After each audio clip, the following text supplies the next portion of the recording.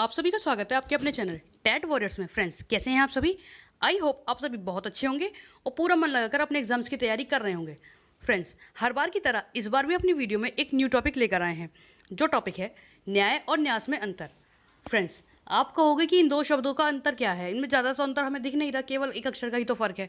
लेकिन फ्रेंड्स, इनमें भले ही एक अक्षर का ही अंतर हो, लेकिन जब हम इनका अर्थ देखते हैं तो इनमें काफ़ी अंतर हमें देखने को मिलता है। अभी हाल ही में जब मैं कुछ पढ़ने के लिए बैठी तो मुझे इन दो शब्दों को मैंने सामने देखा, तो मैं समझने लगी कि इन दोनों शब्दों में ऐसा क्या अंतर है जो इन्हें अलग बनाता है। तो जब मैंने पढ़ा, सर्च किया, रिसर्च की, तो मुझे समझ आया कि इन शब्दों में काफ़ी अंतर है। तो मैंने ये सोचा कि हो सकता है ऐसे और भी स्टूडेंट्स हों कि जिनको समझने में ये कठिनाई हो कि इन शब्दों में क्या अंतर हो, तो शायद किसी को ये वीडियो काम आ जाए। तो यही सोचकर मैंने अपनी आज के इस वीडियो के लिए ये टॉपिक चुना है। तो ज़्यादा समय ना लेते हुए फ्रेंड्स, हम अपने आज के इस टॉपिक को शुरू करते हैं। हिंदी भाषा में अधिकांश शब्द ऐसे होते हैं जो देखने में तो एक जैसे लगते हैं, लेकिन जब उनका अर्थ निकाला जाता है तो वह एक दूसरे से भिन्न अर्थ वाले होते हैं। ऐसे ही दो शब्द हैं जिन्हें हम आज लेकर आए हैं फ्रेंड्स।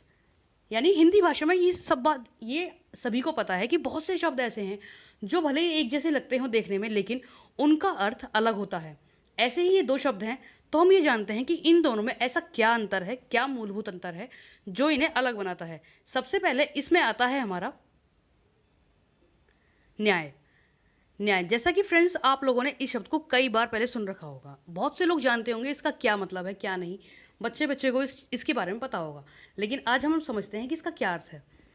न्याय शब्द का तात्पर्य होता है किसी व्यक्ति के हित के लिए किया गया फैसला, या अन्य शब्दों में किसी के हक को बचाने के लिए लिया गया फैसला।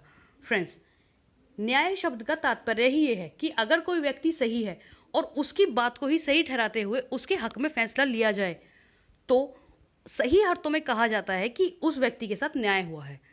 तो न्याय का एक तात्पर्य यही है जिसे हर कोई जानता है, जिसमें कुछ खास अंतर नहीं है। लेकिन अगला जो शब्द हमारा आता है वो कुछ इस प्रकार है, न्यास। न्यास का तात्पर्य होता है किसी चीज़ की स्थापना करना। अन्य शब्दों में न्यास का तात्पर्य होता है किसी वस्तु की पुनर्स्थापना करना।